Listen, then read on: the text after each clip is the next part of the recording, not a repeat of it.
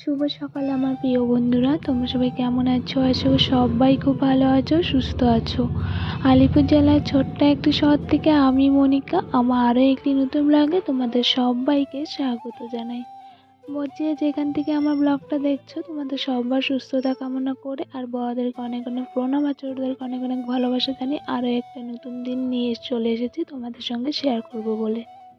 সকালবেলা ঘুম থেকে উঠতে আজ অনেকটা লেট করেও ফেলেছি। এই ধরো ঘড়িতে 8টার কাছাকাছি বেজে গেছিলো আমি যখন ঘুম থেকে উঠেছি। তো ঘুম থেকে উঠে আর সকাল থেকে সেরকমভাবে কোনো কিছু শ্যুট করতে পারিনি। ওই ধরো একবারে যে বাসি কাপড় চোপড় ছেড়ে যখন জামা কাপড় ভিজিয়েছি তখন থেকেই ব্লগটা শ্যুট করেছি। তো কয়েকদিন ধরে ঘরে সার্ফ আনা ছিল না বা আনতে পারছিলাম না, সেই কারণে অনেকগুলো জামা কাপড় জমে গেছিলো। এই 3-4 দিনে কিন্তু আমি জামা কাপড় একদম ধুতে পারিনি। আর সার্ফ ছাড়া না মামামের জামা কাপড় ধুতে একদমই ইচ্ছে করে না, সেই কারণে আর কি জমিয়ে রেখে দিয়েছিলাম। তো ফাইনালি কালকে রাত্রে গিয়ে সার্ফ নিয়ে এসেছি দোকান থেকে। তো আজকে এই যে জামা কাপড়গুলো সব ভিজিয়ে দিয়েছিলাম সকালবেলা। তো এখন হচ্ছে ধুয়ে নিচ্ছি। আজ সমস্ত জামা কাপড় ধুয়ে নিয়ে গিয়ে তারপর মেলে দেবো। তার আগে সকালবেলা একটু মামামের জন্য ডাল সিদ্ধ, পালং শাক দিয়ে ডাল সিদ্ধ করে ভাত করেছিলাম।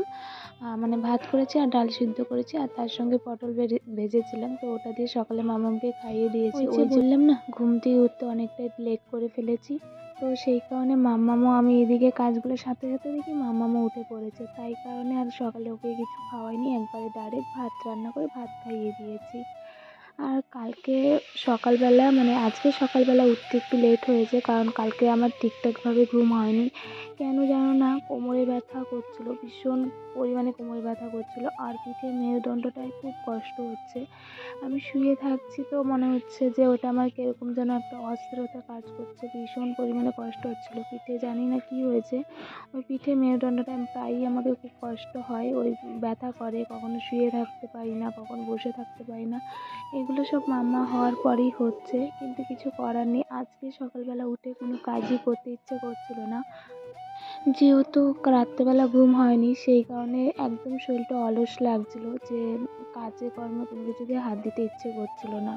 কিন্তু কি জানো তো, কিছু করার নেই, নিজের কাজগুলো নিজেকেই করতে হবে। কারণ কি বলতো, কারণটা হলো আমার পাশে তো এখন আর কেউ নেই, তাই সব কাজ এক হাতে সামলাতে বা করতে অনেকটাই কষ্ট হয়। তবু কিছু করার নেই, নিজের কাজ তো নিজেকেই করতে হবে। সেই কারণে এখন নিজের কষ্ট হলেও কিছু করার নেই, মেয়ের জন্য আর কি রান্না তো করতে হবে। যেহেতু একা থাকি, একা যদি আর কি মামাম যদি না থাকতো তাহলে হয়তো নিজের জন্য রান্না বান্না করতে একদমই ইচ্ছে করতো না বা করতাম না বলো। তো যাই হোক, আমার সঙ্গে যেহেতু এখন মেয়ে আছে, মেয়ের জন্য তো করতেই হবে, তাই না? তো সেই কারণে আর কি সকালবেলা উঠে যা যা কাজ ছিল সব কিছু করে নিয়ে, মানে জামা কাপড় ধোয়ার আগে রান্নাটা করে নিয়েছিলাম। ওই রান্নাটা করে নিয়ে মেয়েকে ভাত খাইয়ে দিয়েছিলাম।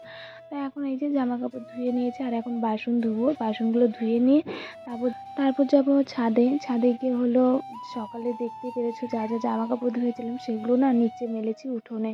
তো উঠোনে যেই বাসটাতে মেলেছিলাম সেটাতে একদমই রোদ ছিল না, সেই কারণে ভাবলাম যে যাই হোক জামা কাপড়গুলো যদি ওপরে দিয়ে আসি ছাদের মধ্যে তাহলে হয়তো শুকিয়ে যাবে। তো যেরকম ভাবনা সেরকম কাজ। এদিকে বাসনগুলো ধুয়ে নিয়েছি আর বাসনগুলো ধুয়ে নেওয়ার পর কিন্তু রান্নাঘরে নিয়ে রেখে দিয়েছি, আর রান্নাঘরে রেখে দিয়ে সোজা চলে যাব একদম ছাদে। তার আগে দেখো ওদিকে মানে ঘরের মধ্যে বিছানার আর কি নিচে ওই পা মোছার একটা আমি কাপড় রেখেছিলাম, তো সেটাই না ধুয়ে দেওয়ার জন্য কলের পাড়ে নিয়ে গেছি। তো ওটাকে ধুয়ে নিচে মেলে দিয়ে এসেছি।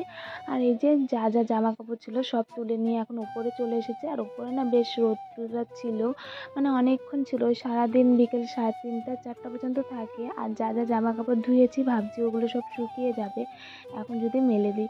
তো দেখো এদিকে কিন্তু মামামকে নিয়ে ছাদে এসেছে, আর মামাম যেহেতু আগে কখনো উঠেনি, এই প্রথমবার উঠেছে, সেই কারণে কিন্তু মামাম চারদিকটা ঘুরে ঘুরে দেখছিল। সত্যি কথা বলতে ছাদে উঠতে কারই না বলো ভালো লাগে, সব বাড়িতে ভালো লাগে, তাই না? তো সে মাম্মারও খুব ভালো লাগছিল, আর মামামও কিন্তু অনেকক্ষণ খেলা করেছে। আর এখন দেখো সমস্ত জামা কাপড় মেলা হয়ে গেছে, এখন যাব পুরো নিচে, মানে একদম নিচে গিয়ে এই যে সমস্ত রান্না বান্না কমপ্লিট করব। তখন তো শুধু ওই ডাল সিদ্ধ আর ভাত করেছিলাম, তো এখন হলো মাংস রান্না করব। একটু মাংস আনিয়েছি, মামাম কয়েকদিন ধরে মাংস খেতে চেয়েছিল। আর যেহেতু মামাম এখন মানে বুঝতে শিখেছে, আর সে এখন না বলে মানে কি আমার মাছ ছাড়া খেতে ভালো লাগে না, আমার মাংস ছাড়া খেতে ভালো লাগে জন্য। তো লাস্ট কবে মাছ যেন এনেছিলাম ঠিক খেয়াল নেই। তো যাই হোক, আজকে একটু মাংস আনিয়েছি আর মামামের জন্য একটু ঝাল কম দিয়ে রান্না করেছি। আর যতগুলো লঙ্কা দেখেছো ততগুলো লঙ্কা কিন্তু আমি দেইনি, যেহেতু মামাম খাবে সেই কারণে একটু হালকা ঝাল দিয়ে রান্না করেছি, যেহেতু ঝাল না দিলেও নয় তাই। তারপর দেখো এদিকে রান্নাবান্না সমস্ত কিছু কমপ্লিট করে তোমাদের সঙ্গে আর কোনো কিছু শেয়ার করতে পারিনি। একবারে স্নান টান কমপ্লিট করে নিয়েছে আর আজকে কিন্তু নতুন নাইটি পরেছি। আর এই নাইটিটাই কিন্তু আমার মা আমাকে কালী পুজোতে দিয়েছিল। ওই যে বলেছিলাম মার সঙ্গে একটু কেনাকাটা করতে যাবো বা গিয়েছিলাম বলতে পারো, তো তখন হলো মামামকে কালী পুজোয় একটা জামা দিয়েছিল, সেটাও তোমাদের সঙ্গে শেয়ার করেছি। আর তার পাশ দিয়ে কিন্তু মা আমাকে এই নাইটিটা দিয়েছিল। তো এতদিন ওই সেলাই বাড়িতে, মানে যে সেলাই করে ওই বাড়িতে দিয়ে এসেছিলাম, তো এনেছি হলো 2 দিন হয়ে গেছে। তো আজকে দুটো নাইটি ভিজা, তো ভাবলাম এটাই পরি। আর আমার এখানে দুটোই নাইটি, তো সেই কারণে এই যে স্নান টান করে সমস্ত মানে রান্না কী কী করেছি সেটাই তোমাদের সঙ্গে শেয়ার করছিলাম। এখানে রান্না করেছিলাম পালং শাক, উস্তে ভাজা, বক ফুলের বড়া আর মাংস। ওই যখন মানে মাংস আনতে গিয়েছিল কাকু, তখন হলো বক ফুলটাও আনিয়েছিলাম, ওটাকে একটু বড়া করেছি। তারপর দেখো খাওয়া দাওয়া সমস্ত কিছু কমপ্লিট করে সোজা ছাদে চলে এসেছি। আর ছাদে এসে দেখি কি ওই পাশের বাড়িতে ছাদের মধ্যে না এই জবা ফুলটা মানে এত সুন্দর লাগছে, জানি না ক্যামেরায় এরকম কেন লাগছে বা ক্যামেরার কালারটাই আর কি মানে অন্যরকম লাগছে, কিন্তু বিশ্বাস করো এমনি আর কি সামনে থেকে দেখতে না ভীষণ সুন্দর লাগছিলো। দূর থেকে যে এত সুন্দর ফুটে উঠেছিল কি বলবো। তো সেটা আর কি কিছুক্ষণ দাঁড়িয়ে দেখলাম আর তোমাদের সঙ্গে একটু শেয়ার করলাম। তারপর দেখো এখানে হলো সমস্ত জামা কাপড় শুকিয়ে গেছে আর এখানে 3-4টা হয়তো জামা কাপড় ভিজা ছিল, সেগুলো একটু আলাদা করে নিয়ে যাব, সেটা আর কি নিলাম। তারপর নিচে এসে দেখি মামাম ঘুম থেকে উঠে পড়েছে। আর মামাম ঘুম থেকে ওঠার পর হলো মামামের জন্য দুর্গাপূজায় একটা মেহেন্দি কিনে এনেছিলাম, সেটা অর্ধেকটা আর কি একটু বলতে পারো ছিল, সেটাই ও বায়না ধরেছে ও হাতে পরবে আর কি।